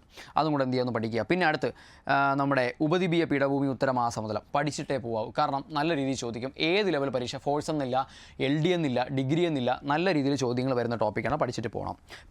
പിന്നെ മെയിനായിട്ട് നിങ്ങൾക്കിവിടെ എന്താണ് ധാതുക്കളും വ്യവസായവും പഠിക്കണം. നല്ല രീതിയിൽ ചോദ്യങ്ങൾ വരുന്ന ചോദ്യങ്ങൾ 6-7 ചോദ്യങ്ങളൊക്കെ കണ്ടിട്ടുണ്ട്. പിന്നെ ഗതാഗത സംവിധാനം അങ്ങനെ ചോദിച്ചിട്ടില്ല. പക്ഷേ നിങ്ങൾ എന്ത് ചെയ്യുക, ഞാൻ ഈ അണ്ടർലൈൻ ചെയ്യാത്ത നിങ്ങൾ പീക്ക് നോക്കുക. പ്രയോറിറ്റൈസ് ചെയ്യേണ്ട മാത്രമേ ഞാൻ അവിടെ പറയുള്ളൂ. കാരണം എന്താണ്, ഈ 5 മാർക്കിന് നിങ്ങൾ ഇത്രയും പഠിക്കണം. തൊട്ടുമുള്ള ഹിസ്റ്ററി നോക്ക്, 5 മാർക്കിന് നിങ്ങൾ ഇത്രത്തോളം പഠിക്കണം. വലിയ ടോപ്പിക്കാണ്. ഹിസ്റ്ററി വെച്ച് നോക്കുമ്പോൾ ജോഗ്രഫി കുറവാണെങ്കിലും ജോഗ്രഫി ഒരുപാട് കാര്യങ്ങൾ, ചില പദങ്ങളായാലും ഫാക്ട്സ് ആയാലും നമുക്ക് ചിലപ്പം ദഹിക്കാനൊക്കെ കുറച്ച് പാടായിരിക്കും. അതുകൊണ്ടാണ് ഞാൻ പറയുന്നത് എന്താണ്, നമ്മൾ കൃത്യമായ രീതിയിൽ അനലൈസ് ചെയ്തിട്ട് പോകണം. പിന്നെ കേരള ജോഗ്രഫിയിലേക്ക് വരുമ്പോൾ ശ്രദ്ധിക്കുക. കേരള ജോഗ്രഫിയിലേക്ക് വരുമ്പോൾ നദികൾ, നിങ്ങൾ കേരളത്തിലെ നദികൾ നീളം അല്ലെങ്കിൽ ചിലപ്പോൾ ഒരു ഇത് വന്നിട്ട് അതിനെ നീളം കൂടിയെന്ന് കുറഞ്ഞവയിലോട്ടാക്കാനൊക്കെ കൃത്യമായിട്ട് ചോദിക്കും. നമ്മളെ കുഴപ്പിക്കുന്ന സമയം കൊല്ലിയായിട്ടുള്ള ചോദ്യങ്ങളാണ്. നിങ്ങൾ ആദ്യത്തെ ഒരു 10 നദിയുടെ, ഒരു 5 നദിയുടെ മിനിമം നീളം അറിഞ്ഞിട്ട് പോവുക. അല്ലെങ്കിൽ 100 കിലോമീറ്ററുള്ള എത്ര നദികളുണ്ട് അങ്ങനെ ചോദിക്കും. ഒരു ട്രിക്കി ആയിട്ടൊരു ക്വസ്റ്റ്യൻ ഒരു SI പരീക്ഷയ്ക്ക് ചോദിച്ചിട്ടുണ്ട്. 16 കിലോമീറ്ററിൽ കൂടുതൽ ഒഴുകുന്ന എത്ര നദികളുണ്ട്? നിങ്ങൾക്കറിയാം 16 കിലോമീറ്റർ മുകളിലുള്ളതാണ് നദി എന്ന് പറയാൻ പറ്റുന്നത് അല്ലേ? അപ്പോൾ എന്ത് ചെയ്യുക, അങ്ങനെയുള്ള ട്രിക്കി ക്വസ്റ്റ്യൻസ് ഒക്കെ വരാൻ സാധ്യതകളുണ്ട്. നിങ്ങളൊരു 10-15 നദിയുടെയെങ്കിലും ലെങ്ത്ത് പഠിച്ചിട്ട് പോവുക. പിന്നെ കൃത്യമായിട്ട് സ്വാഭാവിക വന്യജീവി സങ്കേതങ്ങളെ പറ്റി ചോദിക്കാറുണ്ട്. പെരിയാറൊക്കെ ചോദിക്കണം. പെരിയാറുമായിട്ട് ബന്ധപ്പെട്ട് വല്ല കറണ്ട് അഫെയർ വന്നിട്ടുണ്ടെങ്കിൽ ചോദിക്കും. അല്ലെങ്കിൽ ചിലപ്പോൾ 2-3 വർഷം പഴക്കമുള്ള കറണ്ട് അഫെയർ ആണെങ്കിലും ചിലപ്പം കയറി വന്ന് ചോദിക്കാം. പിന്നെ മെയിൻലി വ്യോമ ഇതൊന്നും അങ്ങനെ ചോദിച്ചിട്ടില്ല. ധാതുക്കളും വ്യവസായം അങ്ങനെ ചോദിച്ചിട്ടില്ല. പക്ഷേ കൃഷിയും ഗവേഷണ സ്ഥാപനങ്ങളും എന്തെന്ന് ചോദിച്ചിട്ടുണ്ട്. അപ്പോൾ എന്ത് ചെയ്യുക, ഞാൻ ഈ അണ്ടർലൈൻ ചെയ്തിരിക്കുന്ന സാധനങ്ങൾ ഒന്ന് പ്രയോറിറ്റൈസ് ചെയ്ത് പഠിച്ചേ. ബാക്കിയൊക്കെ നിങ്ങൾ ഈ പീക്കിങ് കൊണ്ടൊന്ന് വായിച്ചിട്ട് പോയി നോക്കിയാണ് നിങ്ങളുടെ കോൺഫിഡൻസ് ഭയങ്കരമായിട്ട് ബൂസ്റ്റ് ആവും. ഞാൻ ഇങ്ങനെയാണ് പോയത്. കാരണം എൻ്റെ അതിനുള്ള പരിപാടി എന്ന് പറഞ്ഞാൽ 2023, അന്ന് എൻ്റെ മുമ്പിൽ 2024 ചോദ്യപേപ്പർ ഇല്ല. കാരണം ഞാൻ പരീക്ഷയ്ക്ക് പോകുന്നത് 2024 ജൂൺ മാസം 8-ാം തീയതി. അപ്പോൾ അതുവരെ ചോദ്യപേപ്പർ ഇല്ല. അപ്പോൾ എന്ത് ചെയ്യുന്നു, അതിന് മുമ്പത്തെ 2023 ചോദ്യങ്ങളുണ്ട്. ഈ ചോദ്യങ്ങൾ അനലൈസ് ചെയ്തുകൊണ്ട് ഞാൻ എന്ത് ചെയ്തു, എൻ്റെ പഠനം കുറച്ചുകൂടെ മുമ്പോട്ടാക്കിയത്. പക്ഷേ അതിൻ്റെ ഗുണമുണ്ടായി. അപ്പം ആ രീതി എനിക്ക് നിങ്ങൾക്ക് പറഞ്ഞുതരാൻ പറ്റും. ഞാൻ എങ്ങനെയാണ് അല്ലെങ്കിൽ ഈ പറഞ്ഞ ഒരു വട്ടപൂജ്യത്തിൽ നിന്ന് 42ാമത്തെ റാങ്കിലേക്ക് എത്തിയത് എന്നുള്ളതാണ് എനിക്ക് ഞാൻ അല്ലെങ്കിൽ എങ്ങനെ എത്തി എന്നുള്ളത് എനിക്ക് പറയാൻ പറ്റും. നിങ്ങൾക്ക് എൻ്റെ റാങ്ക് ലിസ്റ്റ് നിങ്ങൾ എൻ്റെ പേരടിച്ചുകൊണ്ട് നിങ്ങൾക്ക് കാണാൻ പറ്റും. പക്ഷേ ഞാൻ എങ്ങനെ എത്തി എന്നുള്ളത് ഈ ഒരു സെഷൻ വഴി ഒരുപാട് പേര്, കാരണം എനിക്ക് പേഴ്സണലി മെസ്സേജ് അയച്ചും ഒക്കെ ചോദിച്ചിട്ടുണ്ട്, നമ്മൾ എങ്ങനെയാണ് പ്രയോറിറ്റൈസ് ചെയ്യേണ്ടത്, അല്ലെങ്കിൽ ഓരോ വിഷയങ്ങൾ ഏതൊക്കെയാണ് നമ്മൾ പഠിക്കേണ്ടത്, അങ്ങനെയൊക്കെ ചോദിച്ചിട്ട്. അപ്പോൾ അവർക്കെല്ലാവർക്കും ഉപകാരപ്രദമെന്ന് വിശ്വസിക്കുന്ന രീതിയിലാണ് ഞാൻ എന്ത് ചെയ്യുന്നത്, ഈ വീഡിയോ ചെയ്യുന്നത്. അപ്പം നമുക്ക് ബാക്കി കൂടെ നോക്കാം. അപ്പോൾ നമ്മൾ ജോഗ്രഫി കംപ്ലീറ്റ് ചെയ്തു.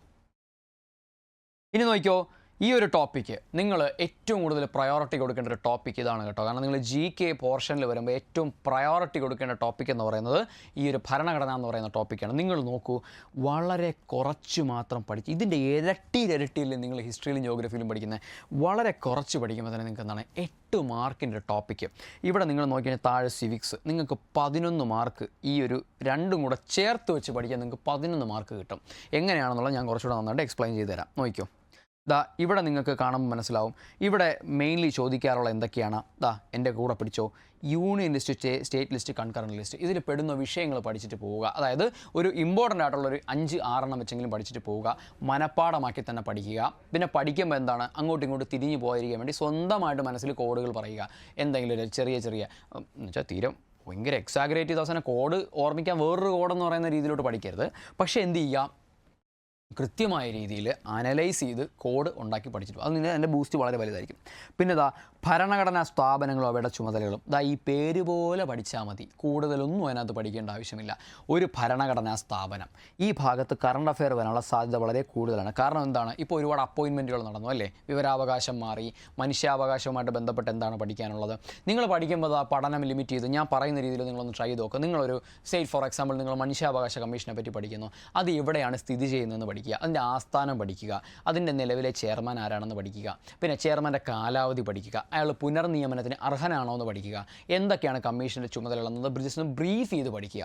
ഇത്രയും കാര്യങ്ങൾ പഠിക്കുക. അപ്പോൾ ആദ്യം നിങ്ങൾ പ്രയോറിറ്റൈസ്, ഇത് മൊത്തം നിങ്ങൾ പഠിക്കണം കേട്ടോ, ഇത് മുഴുവൻ പഠിക്കണം. എങ്ങനെയൊക്കെയാണ്, അപ്പോൾ നിങ്ങൾ എന്ത് ചെയ്യാം, ആദ്യത്തെ ഇതങ്ങ് പ്രയോറിറ്റൈസ് ചെയ്തോ, union list, state list, concurrent, ഇത് പെട്ടെന്ന് തീരും. പിന്നെ രണ്ടാമത് ഇത് പ്രയോറിറ്റൈസ് ചെയ്തോ. പിന്നെ പഞ്ചായത്ത് രാജുമായിട്ട് ബന്ധപ്പെട്ട് ഫയർമാൻ്റെ പരീക്ഷ 2023 ഡിസംബർ എനിക്ക് തോന്നുന്നു 23 ഫയർമാൻ ഒരു കിടുകാച്ചി പരീക്ഷ നടന്നിട്ടുണ്ട്. ആ ഫയർമാനിൽ ഏകദേശം 2-3 ചോദ്യമാണ് ഞാൻ പഞ്ചായത്ത് രാജുമായിട്ട് ബേസ് ചെയ്ത് കണ്ടത്. അപ്പോൾ പഞ്ചായത്ത് രാജ് എന്ന് പറഞ്ഞാൽ എന്താണ്, അത്രത്തോളം ഹോട്ട് ടോപ്പിക്കാണ്. പഠിച്ചിട്ട് പോവുക. പിന്നെ ഭേദഗതികളുമായിട്ട് ബന്ധപ്പെട്ട് പറയുമ്പോൾ 42, 44 പഠിക്കുക. 73, 74 പഞ്ചായത്ത് രാജിൽ ഇൻക്ലൂഡാണ്. പിന്നെ എന്ത് ചെയ്യുക, നിങ്ങൾ 86, 91 അങ്ങനെ കണ്ടിട്ടില്ല, പക്ഷേ എന്ത് ചെയ്യാം, 104, 106 എന്നിവ ചോദിക്കാം. 104, 106 എന്ത് ചെയ്യുക, എക്സ്ട്രാ പഠിക്കുക. അപ്പോൾ മൂന്നാമത് ഇത് നമുക്ക് പഠിക്കാൻ സാധിക്കും. പിന്നെ പ്രധാനപ്പെട്ട ഭരണഘടനാ ഭേദഗതി, അത് നിങ്ങൾ ഇത് തന്നെയാണ് സംഭവം. പിന്നെ ഗവൺമെൻറ് ഘടകങ്ങൾ നമുക്ക് പഠിക്കാം, അവിടെ നിൽക്കട്ടെ. ഇനി നിങ്ങൾ പഠിക്കേണ്ടത് എന്താണ്, നിങ്ങൾ നിർദ്ദേശക തത്വങ്ങൾ 4ാമത് ഒന്ന് പ്രയോറിറ്റൈസ് ചെയ്ത് പഠിക്കുക. പിന്നെന്താണ്, മൗലിക കടമകൾ 5ാമത് പ്രയോറിറ്റൈസ് ചെയ്ത് പഠിക്കുക. ഇതിൻ്റെ കൂട്ടത്തിൽ നമ്മുടെ പ്രീവിയസ് ഇയർ ക്വസ്റ്റ്യൻസ് നിങ്ങൾക്ക് കിട്ടുന്നുണ്ട്. നിങ്ങളത് കൃത്യമായിട്ട് വായിക്കുന്നുണ്ടെങ്കിൽ നിങ്ങൾക്ക് ജാക്ക് പോട്ട് എന്ന് ഞാൻ പറയും. പിന്നെ എന്ത് ചെയ്യുക, മൗലിക അവകാശങ്ങളെ പറ്റി ഒന്ന് പഠിക്കുക, മൗലിക അവകാശങ്ങളോട് ബന്ധപ്പെട്ടൊന്ന് പഠിക്കുക. ഇനി അടുത്ത നോക്കാനാണെങ്കിൽ നിങ്ങൾക്ക് എന്ത് ചെയ്യുക, ആമുഖമായിട്ട് ബന്ധപ്പെട്ട കാര്യങ്ങൾ 7ാമത് പ്രയോറിറ്റി. ആമുഖം വളരെ പെട്ടെന്ന് തീരും. പിന്നെ പൗരത്വം ഒന്ന് നന്നായിട്ട് പഠിക്കുക. പിന്നെ എന്ത് ചെയ്യുക, പിന്നെ നിങ്ങൾ ഗവൺമെൻറ്റിൻ്റെ ഘടകങ്ങൾ എന്ന് പറഞ്ഞ ടോപ്പിക്ക് എന്ത് ചെയ്യുക, പഠിക്കുക. പിന്നെ നിങ്ങൾ എന്ത് ചെയ്യുക, പിന്നെ നിങ്ങൾ നേരെ വന്നിട്ട് ആ ഭരണഘടനാ നിർമ്മാണ സമിതി ബന്ധപ്പെട്ട കാര്യങ്ങളെല്ലാം പഠിക്കുക. അപ്പോൾ ഈ രീതിയിൽ നിങ്ങൾ പ്രയോറിറ്റി ചെക്ക് ചെയ്ത് കഴിഞ്ഞാലുള്ള ഏറ്റവും വലിയ ഉപയോഗം എന്ന് പറഞ്ഞു കഴിഞ്ഞാൽ, ഇതൊക്കെ ചില സാധനങ്ങളെന്ന് പറഞ്ഞാൽ നമ്മൾ ഒരുപാട് സമയം എടുക്കും പഠിക്കാൻ. ഗവൺമെൻറ് ഘടകങ്ങൾ ഒരുപാടുണ്ട് പഠിക്കാം, വാസ്റ്റാണ്. ഭരണഘടനാ നിർമ്മാണ സഭ അതുപോലെ കുറേ സബ് കമ്മിറ്റികളും കാര്യങ്ങളും ഉണ്ട്. പക്ഷേ നിങ്ങൾ നമ്മുടെ ലിസ്റ്റുകളെ പറ്റി പഠിക്കുമ്പോൾ നിങ്ങൾ എന്ത് ചെയ്യും, വളരെ മിനിമലായിട്ടുള്ള രീതിയിൽ നിങ്ങൾക്ക് പഠിക്കാനായിട്ട് സാധിക്കും. എങ്ങനെ പഠിക്കാനായിട്ട് സാധിക്കുമെന്ന് വെച്ച് കഴിഞ്ഞാൽ, ഈ ലിസ്റ്റുകളിൽ വന്നിട്ടുള്ള പല സാധനങ്ങളും വളരെ പല പരീക്ഷകൾക്ക് റിപ്പീറ്റ് ചെയ്ത് ചോദിച്ചിട്ടുണ്ട്. അപ്പോൾ ആ ക്വസ്റ്റ്യൻസ് നിങ്ങൾക്ക് പിക്ക് ചെയ്ത് പഠിക്കാൻ നിങ്ങളുടെ പഠന കാലയളവിൽ സാധിച്ചു കഴിഞ്ഞാൽ, ഈ ഭാഗത്തുനിന്നൊരു മാർക്ക് ചോദിച്ചു കഴിഞ്ഞാൽ നിങ്ങൾക്കത് കിട്ടും. കാരണം നിങ്ങൾ ആലോചിക്കുക, 8 ചോദ്യങ്ങളാണെങ്കിൽ ചിലപ്പോൾ ചില പരീക്ഷകൾക്ക് 10 ചോദ്യങ്ങൾ വരെ ഈ മേഖലയിൽ നിന്ന് കണ്ടിട്ടുണ്ട്. 10 ചോദ്യങ്ങൾ വരെ കണ്ടിട്ടുണ്ട്. അപ്പം ഫോഴ്സ് ലെവൽ പരീക്ഷയ്ക്ക് മാത്രം അത്ര ഇമ്പോർട്ടൻ്റ് ആണ് ഈ ഒരു ഭരണഘടനയുടെ ഭാഗം. കാരണം അത് നമ്മുടെ ജോലിയുടെ ഭാഗമാണ്. ആർട്ടിക്കിളെ പറ്റി പഠിക്കുമ്പോൾ നിങ്ങൾക്ക് പഠിക്കും, നിങ്ങൾ മൗലികാവകാശങ്ങളെ പറ്റി പഠിക്കും. ഓക്കെ.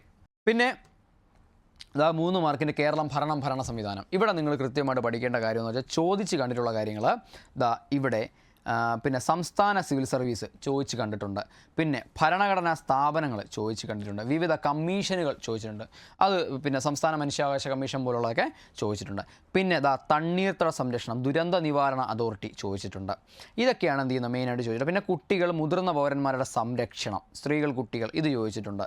പിന്നെ ചില പദ്ധതികൾ ചോദിക്കും, പദ്ധതികൾ അത് വളരെ ഇമ്പോർട്ടൻ്റ് ആണ്. പദ്ധതികൾ, അപ്പോൾ പദ്ധതികൾ എന്ത് ചെയ്യുക, ഡെയിലി ഒരു 10 പദ്ധതികൾ വെച്ച് പഠിക്കുക. ഡെയിലി ഒരു 10 പദ്ധതികൾ വെച്ച് എന്ത് ചെയ്യുക, പഠിക്കുക. അപ്പോൾ 10 × 10 ആയപ്പോൾ എത്രയായി, 100 പദ്ധതി നിങ്ങൾ 10 ദിവസം കൊണ്ട് പഠിക്കും. ഇതിനെ തന്നെ റിപ്പീറ്റ് ചെയ്ത് റിവിഷൻ ചെയ്ത് പോയി കഴിഞ്ഞാൽ പോലും ഇൻ കേസ് നിങ്ങൾക്ക് അറിഞ്ഞുകൂടാത്തൊരു പദ്ധതി ചോദിച്ചു കഴിഞ്ഞാൽ പോലും നിങ്ങൾക്ക് എന്ത് ചെയ്യാം, നിങ്ങൾക്ക് അവിടെ അത് ഈസിയായിട്ട് ടാക്കിൾ ചെയ്ത് ക്രാക്ക് ചെയ്യാനായിട്ട് സാധിക്കും. ഓക്കെ, അപ്പോൾ അതൊന്ന് മനസ്സിലാക്കുക. അപ്പോൾ ഞാൻ ഈ പറഞ്ഞ ടോപ്പിക്കുകൾ എന്ത് ചെയ്യുക, പ്രയോറിറ്റൈസ് ചെയ്ത് പഠിക്കുക. CPO കാര്യമാണ് പറയുന്നത്. CPO സിവിൽ എക്സൈസ് ഓഫീസർ എല്ലാത്തിനും എന്ത് ചെയ്യാം, ഈ ഒരു മാതൃക പിന്തുടരാവുന്നതാണ്. പിന്നെതാ നമ്മുടെ ജീവശാസ്ത്രം പൊതുജനാരോഗ്യമായിട്ട് ബന്ധപ്പെട്ട് നിങ്ങൾ നോക്കിക്കഴിഞ്ഞാൽ നിങ്ങൾക്കറിയാം, ഇതിനകത്ത് പരിസ്ഥിതി പ്രശ്നങ്ങൾ അധികം ചോദിച്ചു കണ്ടിട്ടില്ല. അടിസ്ഥാന ആരോഗ്യ വിജ്ഞാനം വലുതായിട്ട് ചോദിച്ചു കണ്ടിട്ടില്ല. പക്ഷേ ജീവിതശൈലി രോഗങ്ങൾ ചോദിച്ചിട്ടുണ്ട്. ആരോഗ്യക്ഷേമ പ്രവർത്തനങ്ങൾ ഇവിടെ പദ്ധതികൾ, ആരോഗ്യ പദ്ധതികളെ പറ്റി ചോദിച്ചിട്ടുണ്ട്. പിന്നെ സാംക്രമിക രോഗങ്ങൾ വളരെ മെയിനായിട്ട് ചോദിച്ചിട്ടുണ്ട്. പിന്നെ നമ്മുടെ ജീവകങ്ങൾ, ധാതുകൾ, ഇത്രയും പിന്നെ ചോദിച്ചിട്ടുണ്ട്. പക്ഷേ വളരെ കുറച്ച് മാത്രം, ഒരുപാട് ചോദിച്ചില്ല. പക്ഷേ ഇത്രയും ടോപ്പിക്കുകൾ എന്ത് ചെയ്യുന്നുണ്ട്, റിപ്പീറ്റ് ചെയ്യുന്നുണ്ട്. 4 മാർക്കാണ്. നിങ്ങൾ 7 ടോപ്പിക്ക് പഠിക്കുമ്പോൾ 4 മാർക്ക് കിട്ടും. 7 ടോപ്പിക്ക് അത്യാവശ്യം ഉണ്ടെങ്കിൽ പോലും നിങ്ങൾക്ക് എന്ത് ചെയ്യാം, ഈ 4 മാർക്ക് പഠിക്കാം. ഇപ്പോൾ എനിക്ക് തന്നെ കഴിഞ്ഞ CPO പരീക്ഷയ്ക്ക് അത്യാവശ്യം മാർക്ക് നേടിയ ഒരു ഇതാണ്. കാരണം പ്രീവിയസ് ഇയർ ക്വസ്റ്റ്യൻസ് നന്നായിട്ട് പഠിച്ചിരുന്നു. PQ ആയിരുന്നു എൻ്റെ എല്ലാം. എൻ്റെ മദർ കോണ്ടൻറ്റ്, എൻ്റെ മദർ ബുക്ക് എന്ന് പറയുന്നത് എന്താണ്, PQ ആയിരുന്നു. Okay, sorry. പിന്നെതാ ഭൗതികശാസ്ത്രം. ഈ മേഖല ഞാൻ നോക്കിയത് പ്രീവിയസ് ഇയർ ക്വസ്റ്റ്യൻസ് വെച്ചിട്ടാണ് ഞാൻ പഠിച്ചത്. പക്ഷേ നമുക്ക് എന്ത് ചെയ്യാം, ഇവിടെ ചില കാര്യങ്ങൾ പറയാതെ വയ്യ. ഇവിടെ നിങ്ങൾ നോക്കിയോ, യൂണിറ്റുകളും അളവുകളും ചോദിച്ച് കണ്ടിട്ടുണ്ട്. പിന്നെ ചലനം എന്ന് പറയുന്ന ടോപ്പിക്കിൽ നിന്ന് കൃത്യമായിട്ട് ചോദ്യങ്ങൾ ISROയുടെ ബഹിരാകാശ നേട്ടങ്ങളൊക്കെ കറണ്ട് അഫെയറിൻ്റെ രീതിയിൽ എന്ത് ചെയ്യുന്നുണ്ട്, ചോദിച്ചിട്ടുണ്ട്. പിന്നെ നമ്മുടെ പ്രകാശം, ലെൻസ്, ദർപ്പണം പോലുള്ള സാധനങ്ങൾ ചോദിച്ചിട്ടുണ്ട്. പിന്നെ നിങ്ങളുടെ ഇലക്ട്രോ മാഗ്നറ്റിക് സ്പെക്ട്രം ചോദിച്ചിട്ടുണ്ട്. പിന്നെ ശബ്ദവുമായി ബന്ധപ്പെട്ട് പറയുമ്പോഴത്തേക്കും വിവിധ തരം തരംഗങ്ങളെ പറ്റി ചോദിച്ചിട്ടുണ്ട്. ഓക്കെ, അപ്പോൾ അതൊക്കെ ഒന്ന് പഠിക്കുക. പിന്നെ ബലവുമായി ബന്ധപ്പെട്ട് ഈ ബലങ്ങൾ, പ്ലവക്ഷമ ബലമുണ്ട്, ആർക്കിമിഡിസ് തത്വം, പാസ്കൽ നിയമം മിക്കവാറും ചോദിച്ചു കണ്ടിട്ടുണ്ട്. പിന്നെ ഇവിടെ നോക്കിക്കോളൂ, ആപേക്ഷിക സാന്ദ്രത, അഡിഷൻ, കൊഹിഷൻ ഒക്കെ ചോദിച്ചിട്ടുണ്ട്. പിന്നെ കേശിക ഉയർച്ച, വിസ്കസ് ബലം, ഈ ഒരു സാധനം, ഈ ബലം എന്ന് പറയുന്ന ടോപ്പിക്ക് അത്യാവശ്യം ചോദിച്ചു കണ്ടിട്ടുണ്ട്. പിന്നെ ഗുരുത്വാകർഷണവുമായിട്ട് ബന്ധപ്പെട്ട് ജിയുടെ മൂല്യം കൃത്യമായിട്ട് എത്രയെങ്കിലും പരീക്ഷകൾക്ക് ചോദിച്ചിട്ടുണ്ട്, നോക്കുക. പിന്നെ ജിയുടെ മൂല്യം എവിടെയാണ്, പിണ്ഡവും ഭാരവും, ജിയുടെ മൂല്യം, ഭൂമിയുടെ വിവിധ സ്ഥലങ്ങളിൽ ജിയുടെ മൂല്യം ചോദിച്ചിട്ടുണ്ട്. താപവുമായി ബന്ധപ്പെട്ട കാര്യങ്ങൾ ചോദിച്ചിട്ടുണ്ട്. പിന്നെ പ്രവൃത്തി, ഊർജ്ജം, പവർ, ഇതെന്ത് ചെയ്യുക, ഉത്തോലകങ്ങൾ, ഇതങ്ങനെ ചോദിച്ച് കണ്ടിട്ടില്ല. പക്ഷേ പഴയ SCRT 5ാം ക്ലാസ്സിലെ 6ാം ക്ലാസ്സിൻ്റെ എന്തോ ബുക്കിൽ ഈ ഒരു സാധനം ഞാൻ കണ്ടിട്ടുണ്ട്, വായിച്ചിട്ടുണ്ട്. ശരി, ഇനി രസതന്ത്രം. 3 ടോപ്പിക്ക് പഠിക്കുമ്പോൾ 3 മാർക്ക് കിട്ടും. പക്ഷേ അത്യാവശ്യം പഠിക്കാനുണ്ട്. കോൺസെപ്റ്റൊക്കെ മനസ്സിലാക്കിയാൽ മാത്രമേ നമുക്കത് കിട്ടൂ. അത് എളുപ്പമല്ല. പക്ഷേ എന്നാലും PQൻ്റെ സഹായത്തോടെ ഒരുവിധം ചെയ്തിട്ടുണ്ട്. എനിക്ക് ഈ ഭാഗത്തുനിന്ന് മാർക്ക് സ്കോർ ചെയ്യാൻ കഴിഞ്ഞിട്ടുണ്ട്. അവിടെ ഞാൻ നിങ്ങൾക്ക് പരിചയപ്പെടുത്തുന്ന ടോപ്പിക്കുകളാണെന്ത്, ലോഹങ്ങളും അലോഹങ്ങളും ചോദിക്കാറുണ്ട്, രാസപ്രവർത്തനങ്ങൾ ചോദിക്കാറുണ്ട്, മിശ്രിതങ്ങൾ ചോദിക്കാറുണ്ട്, ആൽക്കലി pH മൂല്യം, ആൽക്കലോയിഡുകൾ പറ്റി ചോദിക്കാറുണ്ട്, തന്മാത്ര ചോദിക്കാറുണ്ട്. പിന്നെ അക്വറീജിയ വാതക നിയമങ്ങൾ എന്ത് ചെയ്യുന്നു, ഇത്രയും സാധനങ്ങൾ എന്ത് ചെയ്യും, ഇതിനകത്തുനിന്ന് കൃത്യമായ രീതിയിൽ കയറി വരുന്നതായിട്ട് കണ്ടിട്ടുണ്ട്, ശ്രദ്ധയിൽപ്പെട്ടിട്ടുണ്ട്. ഇനിതാ കലയുമായി ബന്ധപ്പെട്ട് എന്തൊക്കെയാണ് പഠിക്കേണ്ടത്, ഞാൻ എങ്ങനെയാണ് പഠിച്ചത്, ഇതും പ്യുവർലി വലിയ ടോപ്പിക്കുണ്ട്. PQൻ്റെ സഹായത്തോടാണ് പഠിച്ചത്. ഇനി ഞാൻ ഏതൊക്കെ ടോപ്പിക്ക് നോക്കിയെന്ന് പറഞ്ഞാൽ കലയുമായിട്ട് ബന്ധപ്പെട്ട് ഇതൊന്നുമല്ല ഞാൻ നോക്കിയെന്ന് പറയുമ്പോഴത്തേക്കും പ്രശസ്തരായ എഴുത്തുകാരെ പറ്റി ഞാനൊന്ന് നോക്കിപ്പോയിട്ടുണ്ട്. അതെനിക്ക് ഇൻട്രസ്റ്റ് ഉള്ള മേഖല ആയതുകൊണ്ട് ഞാനതിൽ നോക്കിയിട്ടുണ്ട്. ബാക്കിയൊക്കെ പ്രീവിയസ് ഇയർ ക്വസ്റ്റ്യൻസ് ആയിരുന്നു. പ്രശസ്തരായ കലാകാരന്മാരെ പറ്റി ചോദിച്ചിട്ടുണ്ട്. കലാകാരന്മാരെ പറ്റി CPO പരീക്ഷകൾക്കൊക്കെ ചോദിച്ചിട്ടുണ്ട്. പ്രശസ്തരായ വ്യക്തികളെ പറ്റി ചോദിച്ചിട്ടുണ്ട്. പിന്നെ പ്രശസ്തമായ സ്ഥാപനങ്ങളും സ്ഥലങ്ങളും അങ്ങനെ ചോദിച്ച് കണ്ടിട്ടില്ല. എന്നാലും ചോദിച്ചിട്ടില്ല എന്നല്ല അതിൻ്റെ അർത്ഥം, ചോദിച്ചിട്ടുണ്ട്. പക്ഷേ എന്ത് ചെയ്തിട്ടുണ്ട്, കോസ്റ്റ് ഓഫ് എഫക്റ്റ് എന്ന് പറയുന്നത് വളരെ കുറവാണ്. പക്ഷേ നമ്മൾ ടൈം കൂടുതൽ, കാരണം ഇത് വലിയ ടോപ്പിക്കാണ്. കായികം, സാഹിത്യം, 4 മാർക്കിന് ഇത് പഠിക്കാനുള്ളൂ. ഇതിൻ്റെ ഞാൻ വെയിറ്റ് ചെയ്യാം, അവിടെ 4 മാർക്ക്. ഇത്രയും സാധനം പഠിക്കുമ്പോൾ നമുക്ക് ആകെ എന്തേ ഉള്ളൂ, 4 മാർക്കേ ഇതിനകത്ത് കിട്ടാറുള്ളൂ. അതാണ് എനിക്കിവിടെ പറയാനുള്ളത്. അതും കൂടെ നിങ്ങളൊന്ന് ആലോചിക്കുക. ശരി, ഇനി അടുത്ത് കായികവുമായി ബന്ധപ്പെട്ട് പറയാം. കായികവുമായി ബന്ധപ്പെട്ട് എനിക്ക് പറയാനുള്ള പ്രധാനപ്പെട്ട കാര്യങ്ങൾ പ്രധാന കായിക ഇനങ്ങൾ പങ്കെടുക്കുന്ന കളിക്കാരുടെ എണ്ണം, ഹോക്കി, ക്രിക്കറ്റ്, ഫുട്ബോൾ 11 അല്ലേ, ഇതൊക്കെ നമുക്കറിയാം. പിന്നെ ബാസ്കറ്റ് ബോൾ, പിന്നെ ഇതിൻ്റെയൊക്കെ കൃത്യമായിട്ടൊന്ന് പഠിച്ചു വെച്ചിരിക്കുക. പിന്നെ ഈ പറയുന്ന പോലെ പ്രശസ്തമായ ട്രോഫികൾ ഇതൊക്കെ കറണ്ട് അഫെയറുമായിട്ട് ബന്ധപ്പെടുത്തി പഠിക്കുക, CA ആയിട്ട് ബന്ധപ്പെടുത്തി പഠിക്കാം. ഇതല്ല കായിക ഇനങ്ങളല്ല CA ആയിട്ട് ബന്ധപ്പെടുത്തി പഠിക്കാൻ പറഞ്ഞത്. ഈ പറഞ്ഞ പ്രധാന ട്രോഫികൾ എന്ത് ചെയ്യുക, നിങ്ങൾ CAയുമായിട്ട് ബന്ധപ്പെട്ട് പഠിക്കുക. പിന്നെ പ്രധാന അവാർഡുകൾ, ഓസ്കാർ ഭയങ്കര ഒരു ടോപ്പിക്കുണ്ട്. ഓസ്കാർ കാരണം കഴിഞ്ഞ CPO പരീക്ഷയ്ക്ക് ഓസ്കാർ ഏറ്റവും മികച്ച ചിത്രത്തിനുള്ള അവാർഡ് ഓപ്പൺഹൈമറിനാണ് കഴിഞ്ഞ വർഷം കിട്ടിയത്. അത് ചോദിച്ചു. കാരണം എന്താണ്, അത് വളരെ നിയർ കറണ്ട് അഫെയർ ആയിരുന്നു. അതായത് ഫെബ്രുവരി മാസത്തെ കറണ്ട് അഫെയർ ആണ് ജൂണിൽ ചോദിച്ചത്, ജൂണിൽ ജനറേറ്റ് ചെയ്ത് ചോദിച്ചിട്ടുണ്ട്. അപ്പോൾ നിങ്ങൾക്ക് തള്ളിക്കളയരുത്. ഓക്കെ. പിന്നെ മെയിൻലി ഒളിമ്പിക്സുമായിട്ട് ബന്ധപ്പെട്ട് ഒളിമ്പിക്സിൻ്റെ ടാഗ് ലൈൻ ചോദിച്ചിട്ടുണ്ടായിരുന്നു. അത് എനിക്ക് കിട്ടിയ ക്വസ്റ്റ്യനാണ്, എനിക്ക് മാർക്ക് കിട്ടിയ ക്വസ്റ്റ്യനാണ്. പിന്നെ Asian games, Afro Asian games, commonwealth games, SAF games, ഇതിൻ്റെ വേദികൾ, രാജ്യം, പിന്നെ ഇന്ത്യയുടെ ശ്രദ്ധേയമായ പ്രകടനം, ഇതര വസ്തുക്കൾ, ഇതെല്ലാം എന്ത് ചെയ്യുന്നുണ്ട്, കൃത്യമായിട്ട് ചോദിച്ചിട്ടുണ്ട്. പിന്നെ ദേശീയ ഗെയിംസിനെ പറ്റി ചോദിച്ചിട്ടുണ്ട്. പിന്നെ ഗെയിംസ് ഇനങ്ങൾ, മത്സരങ്ങൾ, നേട്ടങ്ങൾ ചോദിച്ചിട്ടുണ്ട്. ഇപ്പോൾ ഇതൊക്കെ എന്ത് ചെയ്യുക, പഠിക്കുക. ഈ സ്പോർട്സ് മേഖല നിങ്ങൾ കൂടുതൽ CAയ്ക്ക് പ്രാധാന്യം കൊടുക്കുമ്പോൾ എന്ത് ചെയ്യുന്നുണ്ട്, ഈ മേഖലയിൽ നിന്ന് 2 ചോദ്യം ചോദിച്ചാൽ പോലും നിങ്ങൾക്ക് കിട്ടും. കാരണം കറണ്ട് അഫെയർ നിങ്ങൾക്ക് 10 മാർക്കുണ്ട്. ഈ 10 മാർക്ക് ഒറ്റയടിക്ക് അവർ ചോദിക്കില്ല. ചിലപ്പോൾ 10 ക്വസ്റ്റ്യനും ചോദിച്ചെന്ന് വരില്ല. ചിലപ്പോൾ കറണ്ട് അഫെയർ ചിലപ്പോൾ കൂടുതൽ നമ്മുടെ ഭരണഘടനയിൽ നിന്നുള്ള 2-3 ചോദ്യം കൂടെ, അപ്പോൾ ഏകദേശം ഭരണഘടന മാത്രം 8, 3, 11 ചോദ്യങ്ങളായി. പക്ഷേ നിങ്ങൾ പ്രയോറിറ്റൈസ് ചെയ്ത് നോക്കേണ്ട കാര്യങ്ങൾ മാത്രമാണ് ഞാനിവിടെ നിങ്ങൾക്ക് പരിചയപ്പെടുത്തുന്നത്. അപ്പോൾ ആ ഒരു കാര്യം നിങ്ങൾ മനസ്സിൽ വെച്ചിരിക്കുക. ഓക്കെ. ഇനി സാഹിത്യവുമായിട്ട് ബന്ധപ്പെട്ട് ഇതൊക്കെ ഒരുപാട് ആദ്യകർത്താക്കൾ കൃതികളൊക്കെ അങ്ങനെ ചോദിച്ചു പോലും കണ്ടില്ല. പക്ഷേ എഴുത്തുകാർ തൂലിക നാമങ്ങൾ ചോദിച്ചിട്ടുണ്ട്. എഴുത്തുകാർ തൂലികാ നാമങ്ങൾ അല്ലേ, അതൊക്കെ ചോദിച്ചിട്ടുണ്ട്. അതൊക്കെ കൃത്യമായ രീതിയിൽ എഴുത്തുകാർ തൂലികാരാമങ്ങൾ, പിന്നെ നാമങ്ങൾ, അപരനാമങ്ങൾ ചോദിച്ചിട്ടുണ്ട്. ഓക്കെ. കേരള ഹെമിംഗ്വേ ആരെന്ന് ചോദിച്ചിട്ടുണ്ട് അല്ലേ. പിന്നെ അതുപോലെ തന്നെ കേരള സ്കോട്ട് ആരാണെന്ന് ചോദിച്ചിട്ടുണ്ട് അല്ലേ. ഇതെല്ലാം വ്യക്തമായിട്ട് ചോദിച്ചിട്ടുണ്ട്. ഓക്കെ. പിന്നെ കേരള ഹോമർ ആരെന്ന് ചോദിച്ചിട്ടുണ്ട് അല്ലേ. ഇതെല്ലാം ചോദിച്ചിട്ടുണ്ട്. ഓക്കെ. അടുത്ത് കഥാപാത്രങ്ങൾ, കൃതികൾ, അതും ചോദിക്കാറുണ്ട്. അതും കൃത്യമായിട്ട് 2-ാം ഊഴത്തിൽ ആരാണെന്ന് ചോദിക്കാറുണ്ട്. പിന്നെ നമ്മുടെ അപ്പുക്കിളി ഏത് കൃതിയുമായിട്ട് ബന്ധപ്പെട്ട് എന്ന് ചോദിക്കാറുണ്ട്. അല്ലാതെ എഴുത്തുകാരനെ പറ്റി ചോദിക്കാനുണ്ട്. പിന്നെ ഇവിടെ നിങ്ങൾ പഠിക്കാൻ പ്രത്യേകമായിട്ട് ശ്രദ്ധിക്കുക. നിലവിലിപ്പം ചിലപ്പോൾ വരാൻ സാധ്യതയില്ല, വന്നേക്കെ ഷാജി എൻ കരുൺ മരിച്ചിട്ടുണ്ട്. അപ്പോൾ അദ്ദേഹവുമായിട്ട് ബന്ധപ്പെട്ട അദ്ദേഹത്തിന് എന്തെങ്കിലും അവാർഡ് കിട്ടിയിട്ടുണ്ടെങ്കിൽ വാനപ്രസ്ഥം എന്ന സിനിമയെപ്പറ്റി, അതിൻ്റെ തിരക്കഥ ആരാണ് എഴുതിയത്, അതിൻ്റെ പ്രൊഡ്യൂസർ ആരാണെന്നൊക്കെ ചിലപ്പോൾ ചോദിക്കാം. അപ്പോൾ എന്ത് ചെയ്യുക, ഏതെങ്കിലും ഒരു പ്രശസ്തനായൊരു വ്യക്തി, ഒരു കലാകാരൻ മരിച്ചു കഴിഞ്ഞാൽ അയാളുടെ വേറെ ബോട്ട്സ് തിരക്കി പോവുക. അയാൾ എവിടെയാണ് ജനിച്ചത്, അയാൾക്ക് ഇതല്ലാതെ മറ്റെന്തെങ്കിലും അവാർഡ് കിട്ടിയിട്ടുണ്ടോ. കാരണം അങ്ങനെ ബന്ധപ്പെട്ട് എക്സൈസ് ഓഫീസറിന് എന്തോ ഒരു ചോദ്യം കഴിഞ്ഞ വർഷം ചോദിച്ചിട്ടുണ്ടായിരുന്നു.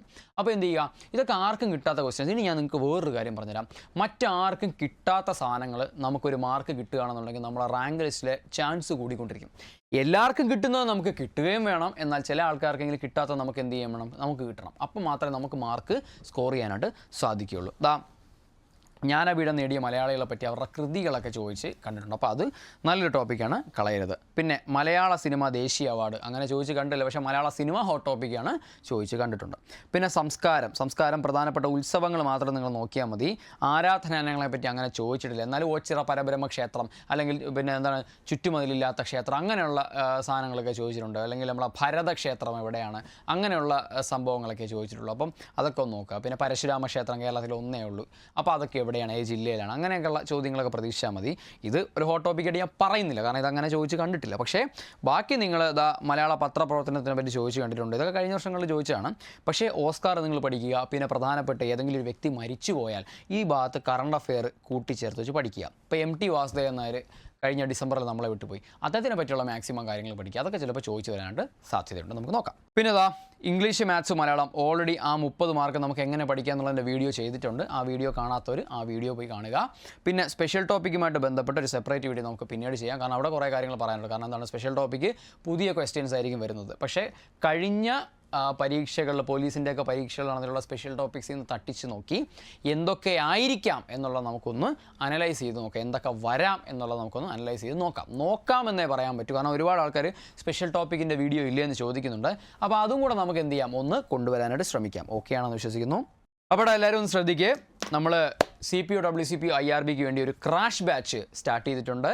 ഓക്കെ, വിത്ത് സ്പെഷ്യൽ ടോപ്പിക്കാണ്. Full coverage of special topic നിങ്ങൾക്ക് എന്ത് ചെയ്യാൻ സാധിക്കും, ഇവിടെ കാണാനായിട്ട് സാധിക്കും. അപ്പം നിങ്ങൾ കൃത്യമായിട്ട് ബാച്ചിൽ പങ്കെടുക്കുക. കാരണം എന്ന് പറഞ്ഞു കഴിഞ്ഞാൽ നമുക്കിനി 3 മാസമേ ഉള്ളൂ. അപ്പം നല്ല രീതിയിൽ പഠിച്ചാൽ മാത്രമേ നമുക്ക് എന്ത് ചെയ്യുള്ളൂ, ഇതിനകത്ത് നല്ലൊരു റാങ്കിൽ എത്താൻ സാധിക്കൂ. നല്ലൊരു റാങ്കിൽ എത്തിയാൽ എന്ത് ചെയ്യുള്ളൂ, നമുക്ക് ഫസ്റ്റ് ബാച്ചിൽ അഡ്വൈസ് വാങ്ങിച്ച് കയറി പോകാനായിട്ട് സാധിക്കുകയുള്ളൂ. അപ്പോൾ നിങ്ങൾ കൂടുതൽ വിവരങ്ങൾക്കായിട്ട് എന്ത് ചെയ്യുക, 8281223366 എന്ന നമ്പറിലേക്ക് ഒന്ന് വിളിക്കുക. അപ്പോൾ നിങ്ങൾ എന്ത് ചെയ്യും, നിങ്ങളുടെ സംശയങ്ങൾക്കെല്ലാം അവിടെ മറുപടി ഉണ്ടാവും.